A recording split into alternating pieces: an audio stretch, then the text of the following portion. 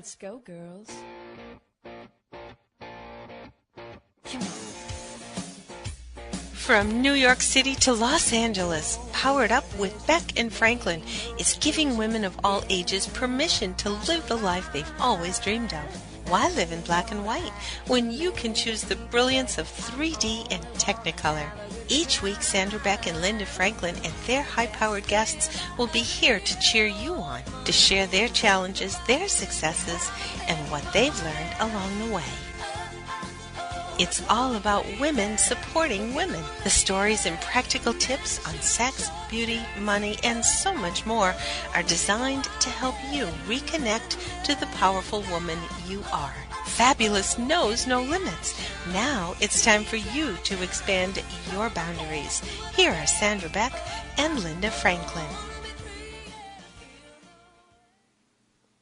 Hey ladies, this is Sandra Beck and I'm here with Linda Franklin, and we've got an interesting topic today, Linda. It's called re-careering. I learned a new word today. When I started doing some research for today about second careers or changing midlife, or what do they call it, the midlife career change, there's a new word about town called re-careering. And you can take this job and you can shove it, or you can take this job and you can love it. But more than ever, Americans now are consistently working into their 70s and 80s because of the jobs that they love to do. And, last week we visited with Susan Sokol-Blosser, who owned and ran a very successful winery and then moved in to run her own charity, very similar to what you did after your Wall Street career. This re-careering thing, as we live longer, there's something to it.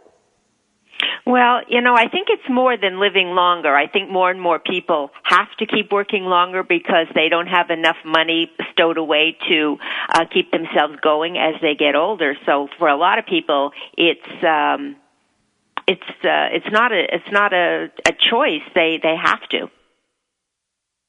That's true. That's true. With pensions dwindling and, benefits being cut right and left, and, all the scary stuff out there about Social Security will not be there.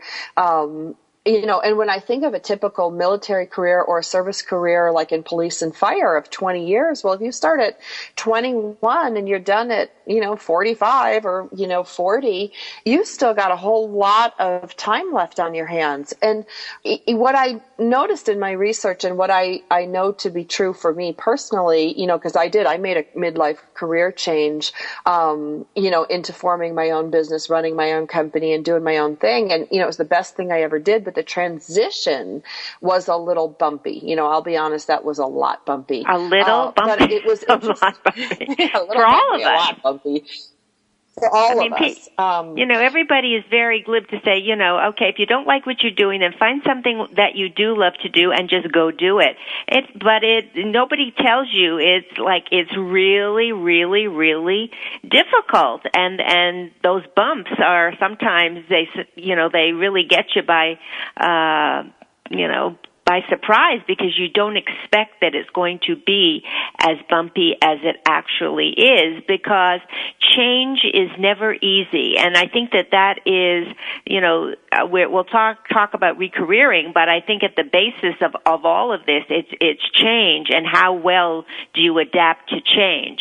And some do better than others, and sometimes it's just very, very forbidding.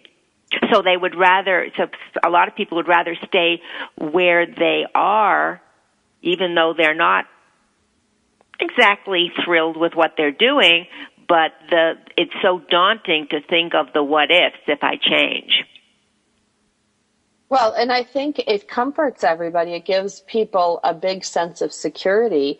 I know, when I left corporate America to form my own company, I had a 3-month-old and a 3-year-old, and was a single parent for the first time. I mean, when I look back, Linda, I think, oh my God, I should have had my head examined. I could blame it on postpartum. I don't know. But there's never a good time. And if you're the primary breadwinner, it kind of creates ripples throughout the community. How are you going to pay your bills? How are you going to raise these kids? How are you going to Yeah. But the funny thing was, I knew without a shadow of the doubt that it was the right decision for me. And I don't know how I knew. It's not like I prayed on it. It's not like I meditated on it. It's not like I did anything. I just had an overwhelming desire to move in this direction, and I couldn't do my old life anymore. So I don't know if it was a process of, encouraging change, welcoming change, or suffering through change, but it was hard enough to change when, for myself. But then, the pressure that I got from people around me to stay in my nice little box where they understood me and they were comfortable and they were confident, that was tough on my ego. Well, you just have to you have to know, and I think we'll talk about this more in detail when our guest comes on today, about change and how it affects everyone else around you. And sometimes people try to sabotage your change because if they're really close to you, a family member, their change is going to affect you, and that's the bottom line. How is this person's change going to affect me? Because that's where we all go. How's it going to affect me? It's right. all about me. It's all about me, Yeah. Well, and I think that's one of the things that keep us stuck too. Certain personality types stay stuck in jobs because you don't want to hurt the other people. You don't want the other people to have to adjust. You don't want to, I think about, some funny things that happened, in my past, and I'm not surprised when I look back going, wow, it's so surprised you're divorced. But I remember my ex-husband telling me, I had a high-powered job in Beverly Hills and had a lot of money coming in, but I had a long drive, each way, to where our house was located. And he was like, why don't you quit your job and, teach and live local? Of course, can't pay the mortgage on that. But I looked at him like, are you out of your cotton picking mind? Like, I love what I do. I love, love, love this. So it's not surprising we're divorced, but, I think there's got to be there's got to be give and take on both sides when you negotiate change, because when you're, got kids, or maybe you have elder care issues, or, you have a high mortgage and somebody comes home and says they want a different career, that's going to cause some waves. Yeah, well, and that's a big change. Just, like a divorce is a big change, career changes, but there's a lot of little things that happen that are, change too, and even that's scary. I mean, right now I'm in a week and a half, I'm going to do a renovation in my apartment, and that's a change because my whole life is going to be like an upheaval for five or 6 weeks, and that's like, it's daunting. I mean, and this is not, life changing, but it's right now. It's in the now, so it's like, oh my goodness. And any time something changes in your schedule, somebody, a friend moves away, a store that you go to across the street, I'm talking about myself that's been there for 15 years, and it's a grocery, it's a supermarket, a little supermarket, but it's there because when I walk from the subway or the bus or I come back, it's always there to pick up a quart of milk or soda or whatever, so you don't even think about it, and now that's closing, so you have to think, oh my gosh, where am I going to go for my to pick up my quart of milk, or that's that close, then there isn't a place that's that close. So it's all of these little things, but, change is inevitable. It's going to happen, and you have no control over it. Well, and it's funny, Linda, at different times in my life, I've either feared change, avoided change, or like embraced it head on. The funny thing about this latest career change for me is, like, I had no problem switching jobs. If I didn't like what I was doing, give my notice. I was always respectful about it, but I had a bunch of careerlets in my 20s. I ran a medical center. I taught at USC. I worked, in a high-end clothing store. It was like whatever I felt like doing at the time. I just wanted to learn and explore these things. But then, I had kids, I got a mortgage, I got married, blah, blah, blah, blah, blah. And, the idea of changing became really, really scary. And it was so funny because it was like pulling a tooth. It's wiggling, it's wiggling, it's wiggling. And all of a sudden I just ripped it out one day. And, yeah, that's what you have to do, I think. I think you do too, at least, if you're, because you can't like put one foot in and one foot out, because then you just frustrate everybody. Yeah, well, and it's the fear, and everybody has that fear factor, and, it's about being afraid because you are, but you do it anyway because, if you don't take the risk, you're not going to have the reward. And then, this is very cliche, but it's really true. You don't want to look back and say, what if? Absolutely. Why didn't I give it a shot when I could? And that's worse. It's worse to not do anything than to try something new and fail. Absolutely, absolutely. Well, and it's funny because I go back to all my leadership training, and here I've spoken and consulted and trained in leadership, and life leadership is one of the things that we don't really talk about in families or couples or marriage, and leadership is a big component. And I'm really excited to bring on Dave Anderson. He is a leadership speaking development consultant and trainer.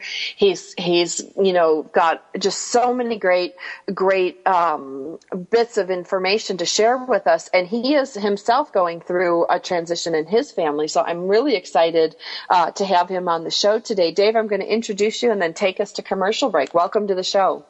Well, thank you. I appreciate being here, Sandra, and appreciate having the opportunity to meet you on the radio here, Linda. Thank you. Me too. Mm-hmm. Now, you were a West Point graduate. You spent 20 years in leadership at a Fortune 50 company, and you have a company called Anderson Leadership Solutions. And if you could sum up for us quickly before we go to commercial break, what do you think is the hardest thing people have to negotiate with change? Usually, I go back to the fear element. There's a fear element, and we look at things and we say, well, should the fear that overtakes us, and I call it, a lot of people get that in the ostrich mode where they stick their head in the sand and they'll just pretend change isn't going on around them, and they want things to stay the same because it's there's a comfort level with sameness. And one of the things I always tell people is usually our comfort zones are also our mediocrity zones. And if we are comfortable and we're always trying to keep ourselves in a comfortable situation, then we're probably not reaching our potential. And we never grow if we always stay right where we're comfortable. I mean, let's face it. Okay. I'm going to take us to commercial break. This is Sandra Beck with Powered Up Talk Radio and Linda Franklin. We'll be back after the break. We've got lots more Powered Up with Sandra Beck and Linda Franklin after these messages.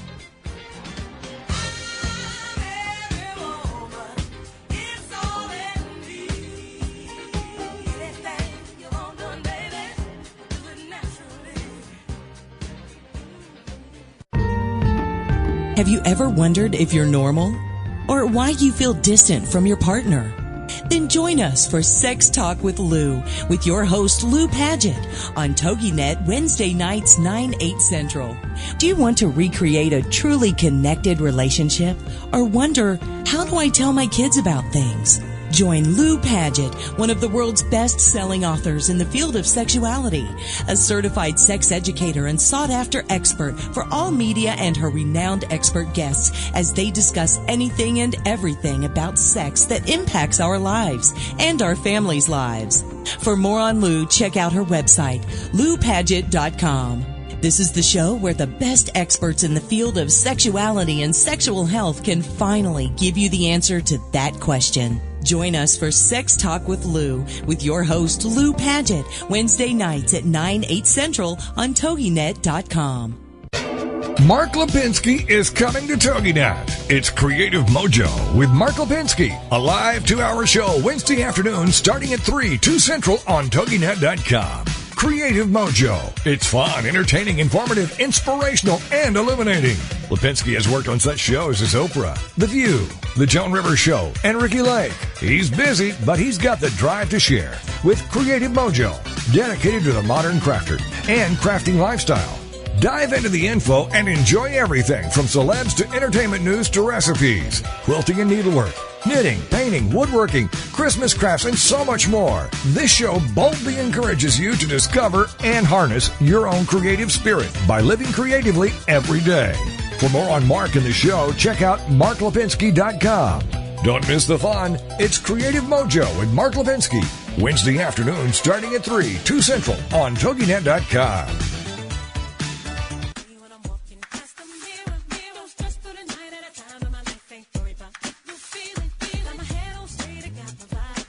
We're back with Sandra Beck and Linda Franklin. Here's more Powered Up with Beck and Franklin.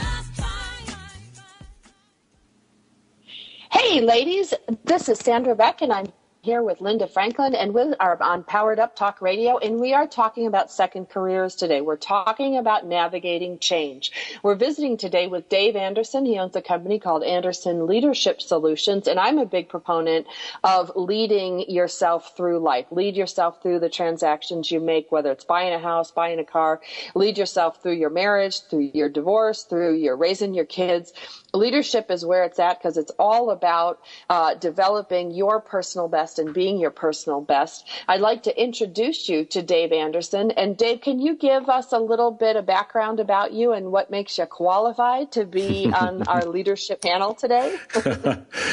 Well, qualified is a relative term. I'll give you all some information about me. As you can tell, I might have a little southern twang. I live down here in Texas, but I grew up right at West Point. My father was a West Point graduate, and I graduated from West Point. And I did serve in the first Gulf War, and then after leaving the service, I went to work with a Fortune 50 company where I spent 20 years working there in sales and sales leadership, and started my own company, Anderson Leadership Solutions, about 3.5 years ago. Decided to get out of the corporate world and start my own company. And a lot of people thought I was nuts because it was, right in the middle of the quote unquote Great Recession. And I do not live in a big metropolitan area. And they thought I was nuts to hang a shingle as a leadership development guy in a town of only 100,000 people. But it has turned out to be exactly what I had hoped. And I am absolutely having a ball doing it. I mean, this is the best thing since sliced bread.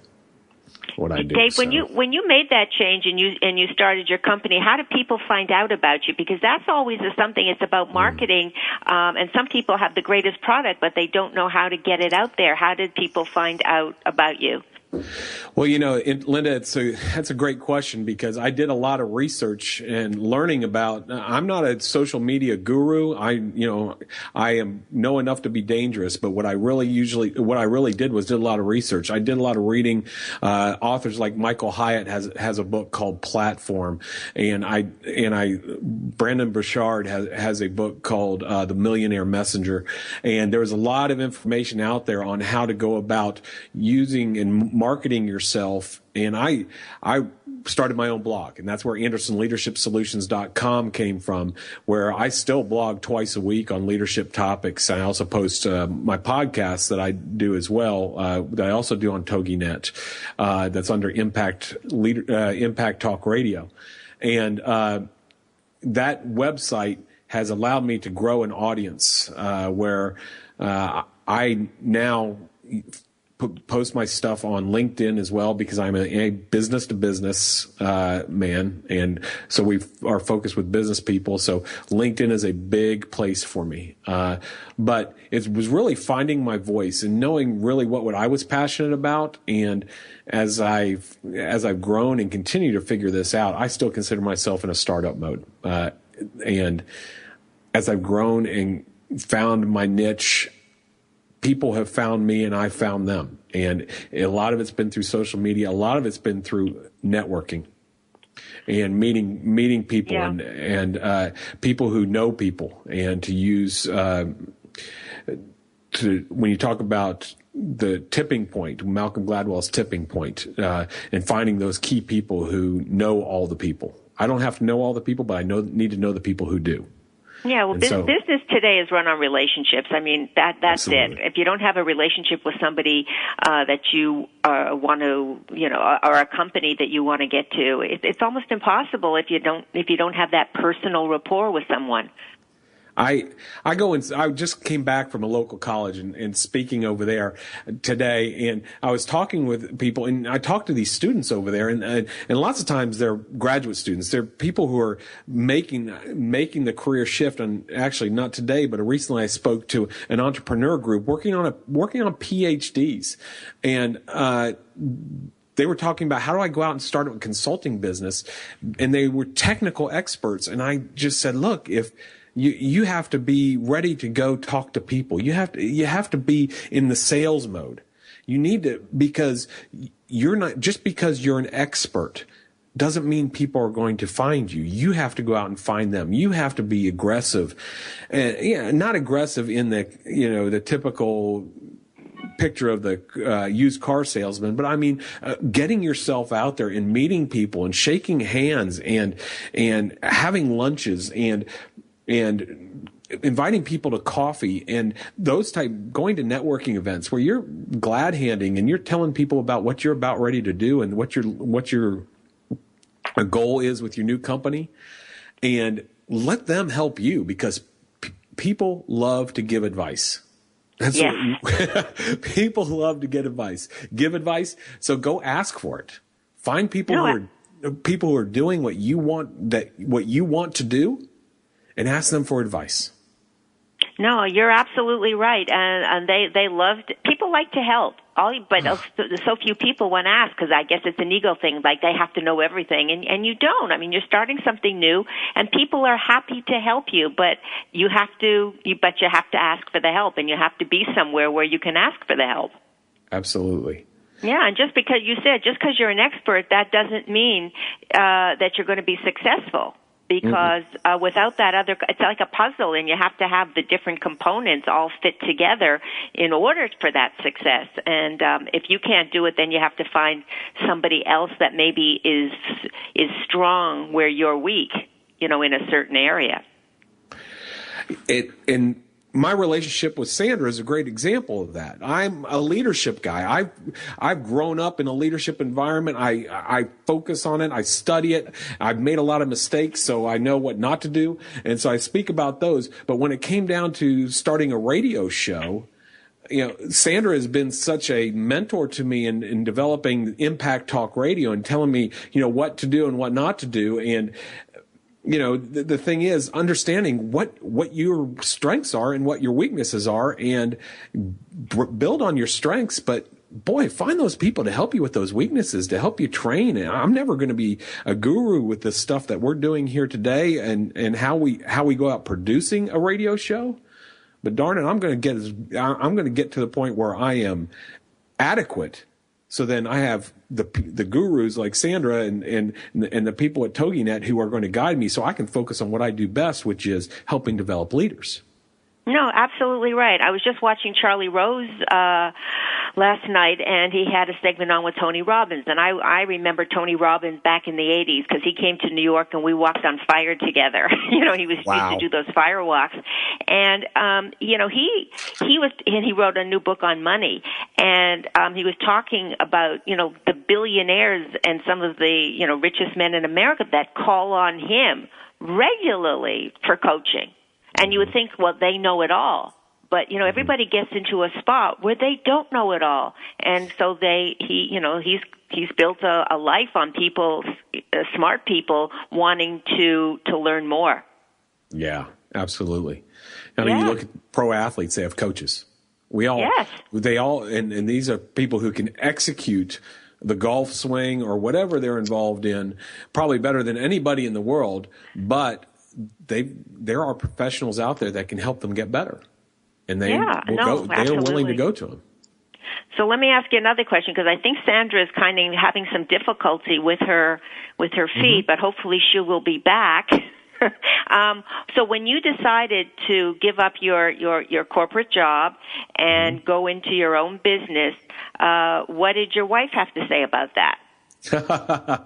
Yeah, I get that question often, especially from men. Well, I get it from women too when they ask this question about the spouse as well.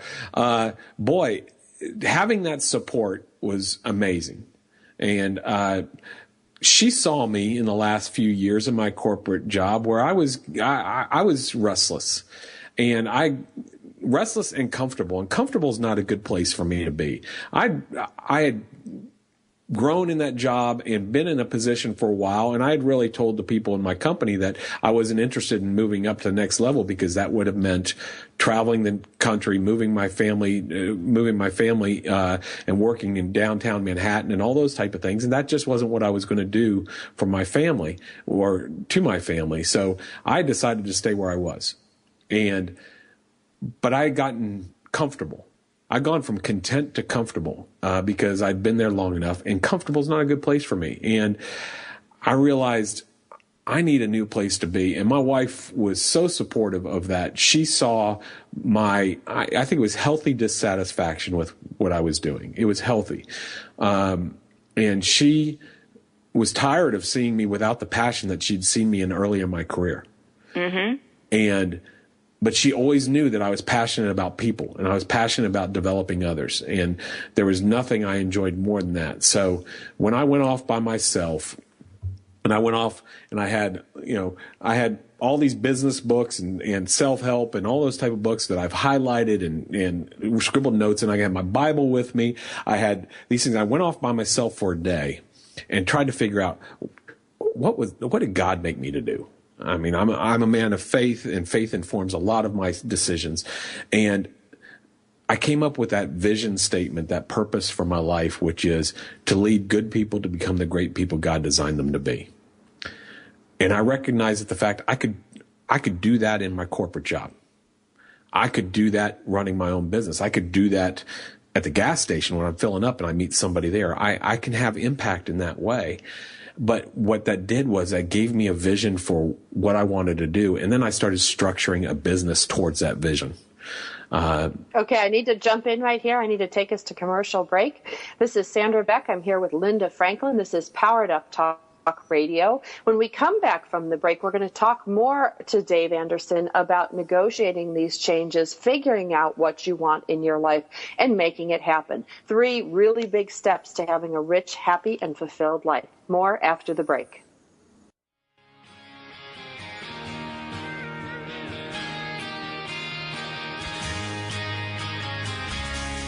We've got lots more Powered Up with Sandra Beck and Linda Franklin after these messages. This is for all you girls about 42. Tossing pennies into the fountain of youth.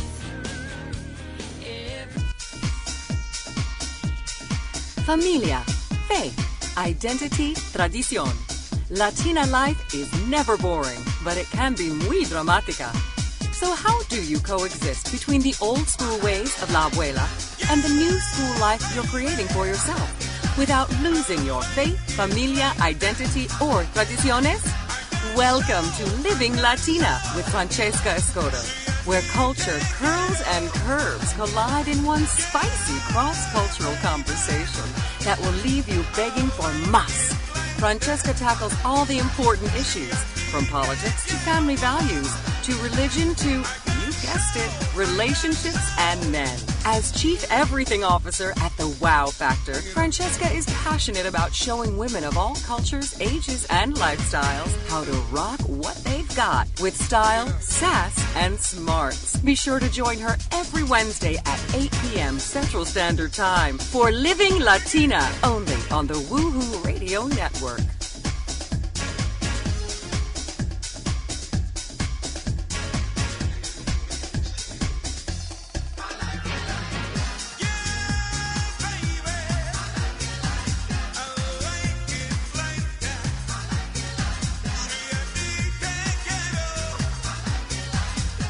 I am not the woman I used to be. I'm free with Minister Diane Jones. Monday nights at 10, 9 Central on Toginet. This is your chance, ladies, to hear stories of hope and healing from someone who's been there. Someone who has fought back from the horrors of incest. Minister Diane's innocence was stolen from her in the land of alcoholism and mental illness, which led to her being emotionally, physically, and sexually abused by her parents. Yet in spite of this trauma, she has gone on to become a successful wife, mother, registered nurse, and minister of the gospel of Jesus Christ. I'm not the woman I used to be. I'm Free is a straight-up show to enlighten you and to lighten your load. Do not let the weight of this world or the things that have happened to you control your life. For more on the show and Diane and her book, The Story of Me, email her directly from her show page here on Toginet. Then, join us for I'm Not the Woman I Used to Be. I'm Free with Minister Diane Jones. Monday nights at 10, 9 Central on Toginet.com.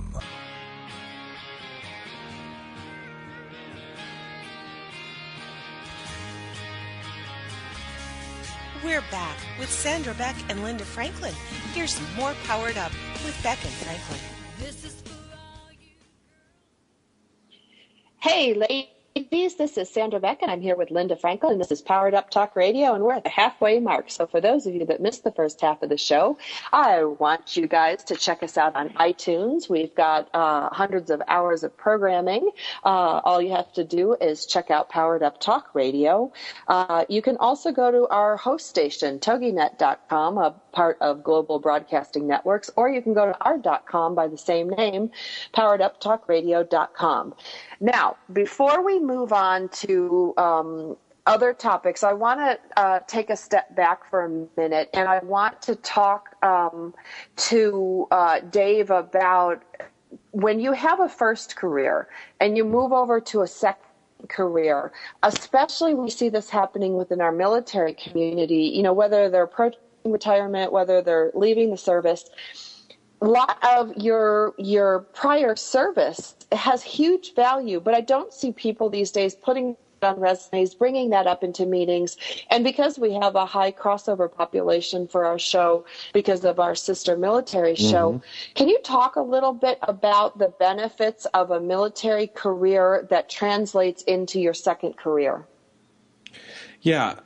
I think one of the things that military, the veterans who have served miss is the fact that they might focus on their technical training. Oh, I was in the communications field. Oh, I was in chemical. Oh, I was in infantry. What is infantry? How can I be an infantry? Or I was quartermaster. What does that mean? Oh, I guess I'm a supply person. I'm going to have to go be in supplies and work in some operational center in a factory somewhere. Maybe that's what I do, or maybe I'm doing transportation and I'm in that mode. And I say, okay, yeah, those are just skills. Those are competencies that you developed in the military. But I want to just give you all some hope here, because really what you bring to the table, you bring leadership. One of the things that happens in the military is no matter what rank you are, after you're a private, you're expected to be a leader. You've got somebody else you're responsible for. And even as a private, you know what? You've got to understand the big picture of things so you can act on that. And when you don't have anybody in leadership around, you still are responsible for acting in the direction that the commander has set. We used to call it the commander's intent. So you need to understand that. And that leadership that's bred into us in the military is so needed at every level in an organization. And I always say a team with leaders at every level is always going to beat a team with the leadership only at the top. And so going into an interview and talking about the leadership opportunities, you don't think about those. Lots of people don't think about, well, you know what, I had a squad I was responsible for, and all the things that went into being responsible for a squad of soldiers. When you were in charge of the motor pool, when you were in charge of a firing range, and you're doing weapons qualifications, and you're responsible for that. The amount of work that goes into that, the amount of coordination with people that go into that, we talked about relationships early, and the need for building relationships.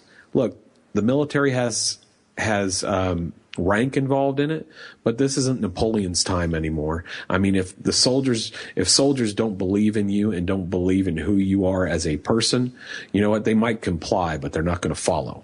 And so your ability to discuss that with a potential employer is huge. I think the other thing is the fact that coming out of the military, what I hear from former military people is, I just wish there were more people who just said what they actually said what they mean. That I wouldn't have to read between the lines when somebody was speaking to me. And the clarity that we're used to communicating with in the military is needed as well. And your ability to communicate clearly and say what you mean and mean what you say is a selling point for who you are when you walk into an interview process. Well, and Dave, I want to support you on that, having run a company for 20 years and then, gone on my own and always, hiring military personnel. I'd like to hire them because they get it. Like, I'm just going to be blunt about it. I can say, I need you to do X, Y, and Z. And you know what, Dave? They do X, Y, and Z. Then they report back to me and tell me it's done. These are huge, huge things that generally don't happen in corporate America. And, I took a bunch of Marines and put them in real estate, which was really, really, you could have made a talk show or a sitcom on this because we had a whole group of people. They came in, my Marine showed up and I'm like, okay, I need these things stapled, faxed, collated. I need these things over here. I want 15 copies of this. And I barked out like 25 orders to these 10 men and women. And then they just dispersed. And my boss looked at me and he says, what the hell was that? I said, that's teamwork.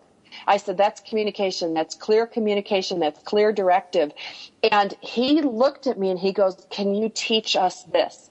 And one of the things about your military background is it teaches you to be organized. It teaches you to be detailed and strategic and to execute. One of the big things about a lot of people who think about going into their own business or doing their own thing is you got to pull the trigger. You got to execute. You got to show up. If you take a hit, that's one thing, but you just keep going until you figure it out. And that's the other thing that I found when hiring military personnel in civilian jobs is that they don't give up.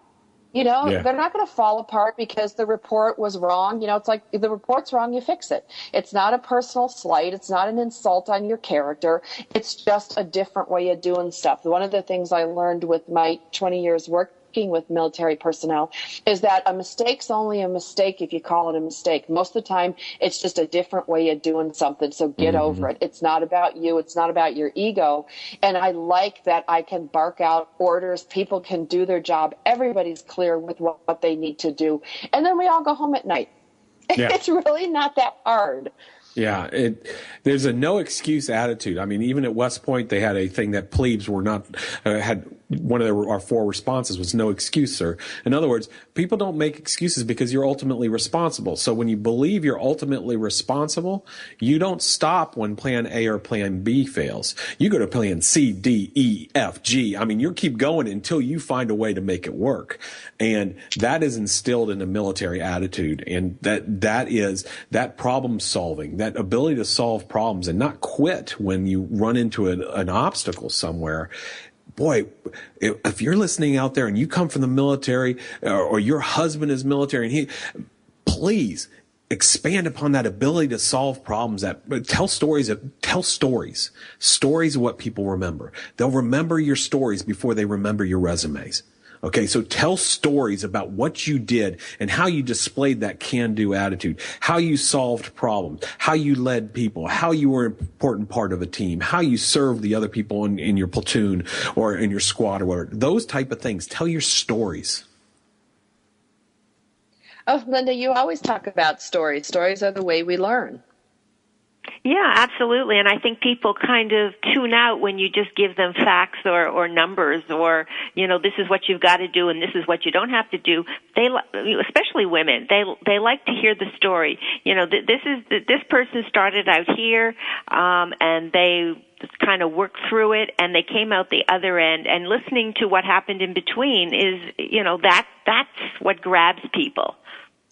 That's what grabs people. So I really like that, and I'm glad that you said what you said, because I've met so many of my women in shining service that are not sure of themselves and what they have to offer to a civilian employer. And I keep saying, but I wasn't in the military, so it doesn't hold a lot of water, but that you've got so much, and just because you were fixing airplane engines, in the Army does not mean that, that those skills that took you there and made you get that done aren't transferable.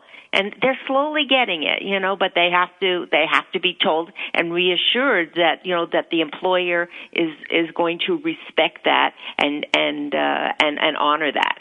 I'm sure there's probably some women out there with military experience right now who are saying, yeah, my parents thought I was nuts to join the Army or nuts to join the Air Force or the Marines or whatever. And they thought I was nuts to be working on helicopters, because when had I ever shown any interest in that? And guess what, Mr. Boss, future boss man, employer? I learned those things. Look, whatever you want to teach me, I'll learn it. I've already proven I can learn those things, but the intangibles I bring, that leadership, that can-do attitude, the teamwork, those things, that's what I bring to the table. That's unique. That has the military developed in me. Teach me whatever skills you want. I've already proven I can do that. Do you work with a lot of military in your new company? Actually, I'm a volunteer. I'm a board member of what we call the East Texas Veterans Alliance, which is a group that is focused on bringing veterans to East Texas, making sure they know East Texas is a vet-friendly area because of all the opportunities, all the business that's out here, let's face it, there's lakes out here for fishing, there's trees. People don't think there's trees in Texas. In East Texas, there's lots of trees, and we've got great health care out here, and all these things. I want to bring veterans to East Texas because of the mindset veterans bring, because of what I know they can do for my community where I live, and so I'm involved. I'm involved in that as a board member, really actively marketing East Texas to veterans as they transition from the military. When we come back from the break, I'd like to ask a question. Because when you're coaching or advising or working with a man versus a woman, is there a change in the approach? Because, when I was on Wall Street, I was working only with men, and then now in my with the charity, I'm working mainly with women, and I really, really had to tone myself down and get rid of some of that male energy in order for them to think that, I was okay and didn't have horns on my head. Yeah, absolutely. Okay, there's our commercial break, leader. You guys, I got to take us to commercial break. That's a cliffhanger, Linda. I can't wait to hear what Dave of Anderson Leadership Solutions is going to tell us. For those of you who want to look him up online, you can find him at ALS, like Anderson Leadership Solutions, LEAD, LEAD as in leadership, ALS Leadership. Dave Anderson's our guest. When we come back from the break, we're also going to put him on the hot seat because his wife's going to law school, midlife career change. We're going to see how it's with the shoes on. More after the break. We've got lots more Powered Up with Sandra Beck and Linda Franklin after these messages.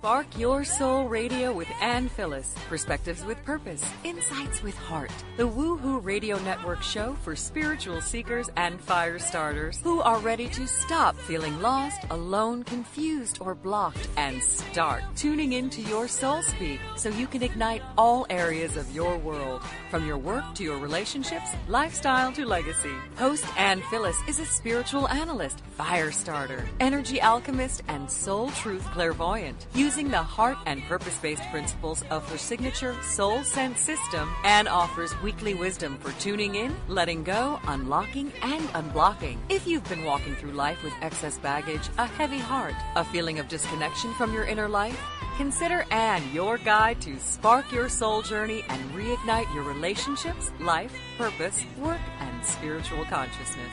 Every week on Spark Your Soul Radio, Ann takes you on a journey into the heart of your soul sense. There, she helps translate your energy, essence, and soul truth knowing into positive action and change. From this space of personal awakening and transformation, you're able to reignite your spirit, spark your soul, and live in alignment with your vision and values. Ready to spark your soul? Check out past shows by clicking on the podcast player. Got a question for Ann? Want to be a guest on her show? Visit sparkyoursoul.me and listen to Ann every Thursday at 6 p.m. Central Standard Time, only here on the Woohoo Radio Network.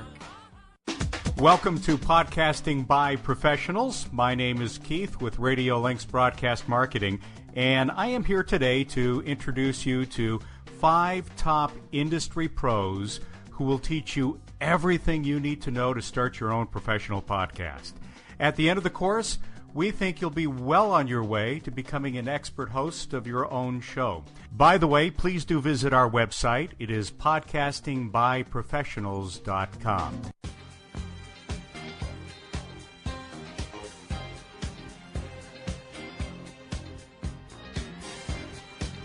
We're back with Sandra Beck and Linda Franklin.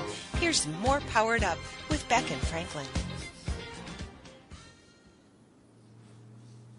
Hey, ladies, this is Sandra Beck, and I'm here with Linda Franklin, and this is Powered Up Talk Radio. We're visiting with Dave Anderson today of Anderson Leadership Solutions. His company's ALS, as in Anderson Leadership Solutions, alslead.com. Now, before we went to break, Linda posed a great question for you, Dave. We're going to put you in the hot seat this segment. When you are dealing, like Linda works primarily with men on Wall Street and women in her charity, Shining Service Worldwide.com. You can check it out, make a donation, shameless plug. And then when I worked for the Marines for 20 years, I dealt primarily with men, very few women, and then went into real estate, which was chock full of broads. So I had to ratchet it back big time. I started working with women. You know, I talked a little bit earlier in the show about barking orders at Marines in real estate office, you know, which is really, you know, great visual imagery. But the realism of today is that, you know, you can't be direct. It's really hard, I should say, to be direct in corporate America. So, Dave, when you are directing a male versus a female in your organization, do you change your approach? Yeah, and I would say early on, I did it more. I recognized the change, the differences in genders, but then the more I've gotten into it, the more I recognize the differences in personalities. Because Sandra, I could say something directly to you, and it's not because you're a female or a male, but it's the personality style that you have that I could speak directly, and you're like, okay, got it, boom, and ready to roll. But what I would say is this, you know, you don't have to be an expert in personality styles or have everybody on your team or in your family go out and take personality assessments. I mean, you can get them online, and that's great. But a simple thing to do is mirror the person who you're speaking with. Mirror their body language, mirror their tone of voice, mirror them. You got to adapt. If I want to communicate with another person, it's not about how I communicate. It's about how they need to be communicated with so I can have impact on them. And so I have to adapt to them. And so I always would pay very close attention. But you're right. I mean, women tend to be much more relational in everything that they do. They tend to, you know, women tend to, it only takes about 10 minutes in a circle together where they start telling everybody their deepest, darkest secrets and issues that they have, where men, I mean, it's going to be like, it's pulling teeth to try to get them to tell you about, you know, anything deep down in their lives. So there are differences there, but I would just always say you need to mirror the other person and pay attention to what their needs are and how they communicate. And that's probably a pretty good clue is how you need to communicate with them. Great answer.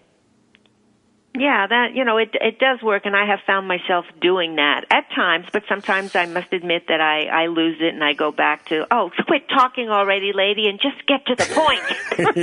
Yeah. Because women like to talk a lot. I had a woman who worked for me at one point, and I love her to death, and she and I are still great friends, but she could go. And I mean, she was like one of those old tops where you pulled the string and it was going.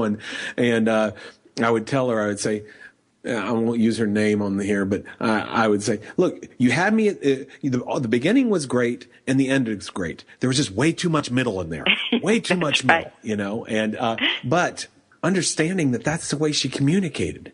And boy, it's not necessarily the way I communicate, but that doesn't matter if I'm the leader. Being the leader doesn't mean I get my way. You know, being the leader means my responsibility is to the people I lead. And so if I want to have impact on her, if I want to have communicate with her, I need to change the way I communicate. So my words impact her and help her grow. And that was my responsibility with her. Yeah, but what if you said to her, sometimes you just lose people when you don't get to the point, because people aren't ever interested in every little single detail, and sometimes, they nod off and they zone out and they're not even listening anymore. So maybe it would be better if you kind of, just shortened it a bit. I mean, what would she have said to that? 100% agree. That's part of my coaching with her. But part of my coaching with these is how do they become more effective communicators? And again, I don't care if you're an engineer or if you're a salesperson. Your ability to communicate is huge. As I tell people, these undergraduates that I speak with sometimes, I'm like, look, you want to be an engineer? Yes. Do you believe communication is important? No. And I said, then you'll always be an entry-level engineer, because that's about the only person that's not important for. So if your goal is to be an entry-level, be in the same job 20 years from now that you get out of college, then don't be concerned about your interpersonal skills. Right. No, they have to be. I want to switch gears just for a second, because we talked about your wife, who is now, recareering back recareering to law school.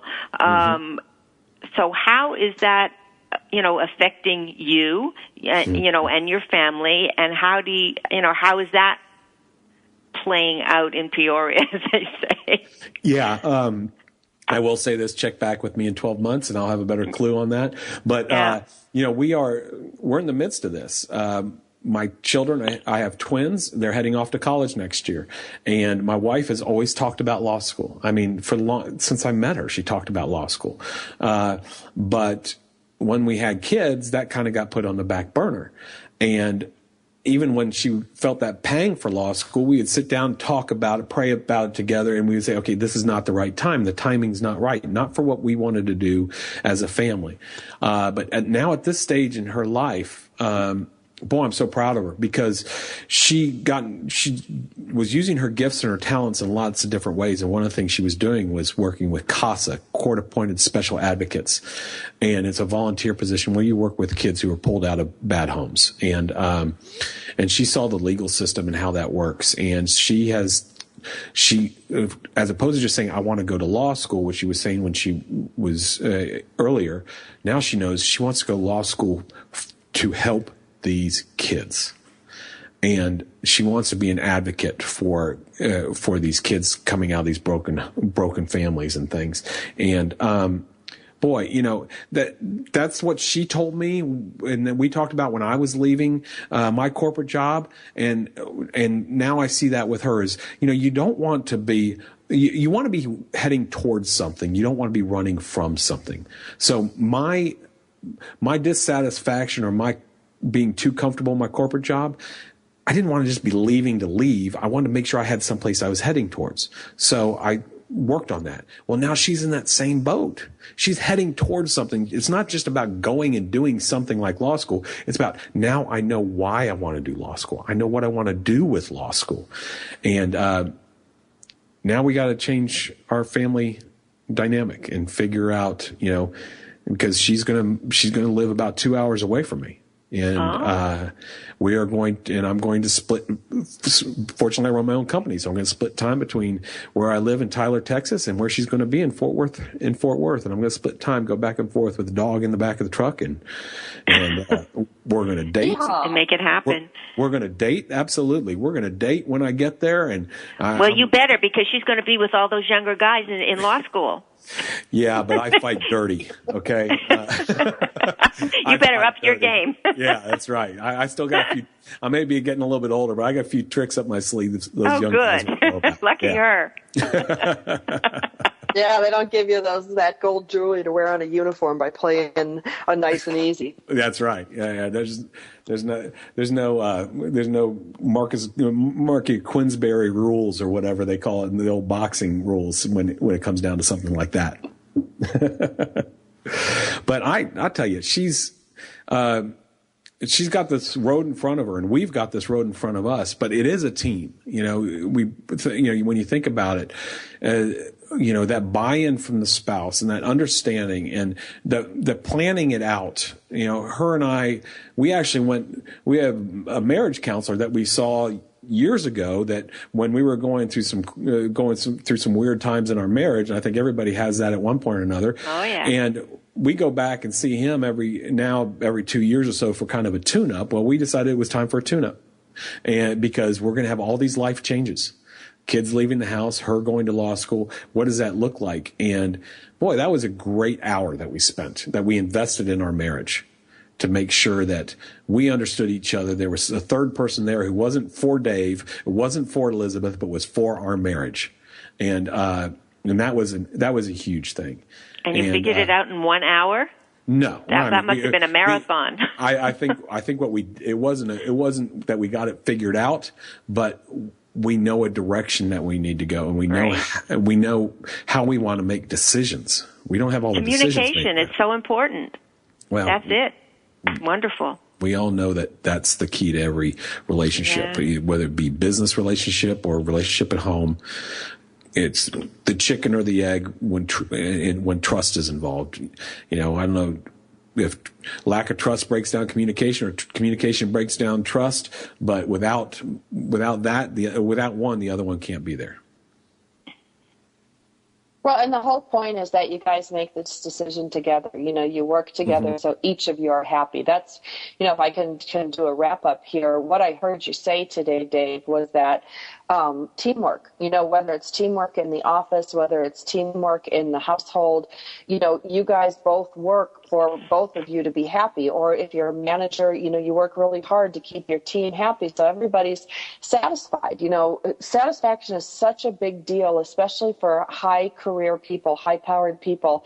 I know when I did some research for today's show, the second careers came up mostly out of satisfaction. It wasn't necessarily out of finances and things like that. It was job satisfaction. It was life satisfaction. And I agree with you that we all have to be coachable. There's people who walk these paths before us, whether it's as a radio host, a company owner, long-term married couples have, success leaves clues. Tony Robbins says it best. Success leaves clues. If we can figure out what those clues are, just like talking to experts like you or Linda Franklin or myself, and we get together, we put our heads together, we got a much better chance than when we stick our heads in the sand. Our guest today has been Dave Anderson of Anderson Leadership Solutions. You can find him at ALSLead, LEAD.com. That's Anderson Leadership Solutions. ALS. You guys, it's been a great show. I appreciate both of you. I'm proud of both of you. I think what we create together as a team for future generations to come for these shows is simply outstanding. Thank you for being our guest today, Dave Anderson. Linda, thank you for being my co-host as always. We'll tune in next week where we have Modern Day Girlfriends coming back for round 2.